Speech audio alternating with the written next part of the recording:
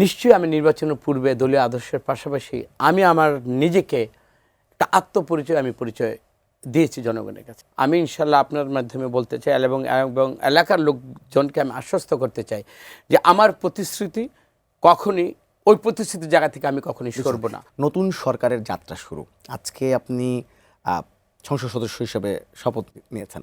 আমি একটু প্রথমে জানতে চাইবো যে সংসদ সদস্য হিসেবে শপথ নিলেন, অনুভূতি কেমন, এবং সেটাও আবার সংখ্যাগরিষ্ঠ যে দল তার সংসদ সদস্য হিসেবে। ধন্যবাদ আপনাকে ফয়েজ ভাই, এবং আপনার মাধ্যমে আমার মুন্সিগঞ্জ 3 আসনের সমস্ত আপামর যারা আমাকে ভোট দিয়েছেন বা যারা দেন নাই, সবাইকে আসসালামু আলাইকুম। নতুন সরকারের যাত্রা শুরু, দেখেন অবশ্যই আমি এই দলের মাধ্যমে দলের আদর্শকে বুকে ধারণ করি, কিন্তু আমি ধানের শীষের প্রতীক নিয়ে আমি জনপ্রতিনিধি হয়েছি, আমি দায়িত্ব ভার গ্রহণ করেছি।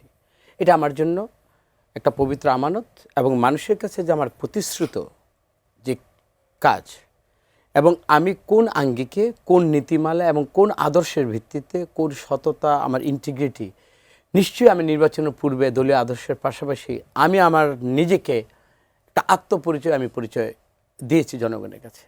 এবং আমি মনে করি আমার সবচেয়ে বড় পরিচয় আমি একজন মানুষ, এবং আমি চেষ্টা করব মানবিক মূল্যবোধের একজন মানুষ হিসাবে, এবং মানুষের যে কথাগুলো আমি বলেছি আমার এলাকার জনগণের জন্য, আমি সর্বতভাবে নয়, আমি 100% নিজেকে উজাড় করে দেব যদি আল্লাহ তাআলা আমাকে সুস্থ রাখে। আর যেহেতু আমার সরকার, বর্তমান সরকারে মাননীয় প্রধানমন্ত্রী জনাব তারেক রহমান এবং তার যে পর্ষদ, আজকে আপনারা দেখলেন 50 সদস্য বিশিষ্ট কমিটি, ম্যাক্সিমাম ওনাদেরকে সবার সাথে আমার কম বেশি খুব ভালো সম্পর্ক।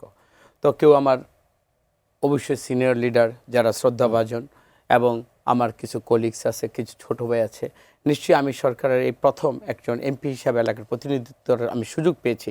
আমি যখনই আমার এলাকার যে উন্নয়নগুলোর জন্য এবং এলাকার শান্তি শৃঙ্খলার জন্য যখনই আমি এই মন্ত্রণালয়গুলোর কাছে যাব, আমি ইনশাল্লাহ আপনার মাধ্যমে বলতে চাই এবং এলাকার লোকজনকে আমি আশ্বস্ত করতে চাই যে আমার প্রতিশ্রুতি কখনই ওই প্রতিশ্রুতির জায়গা থেকে আমি কখনই সরব না।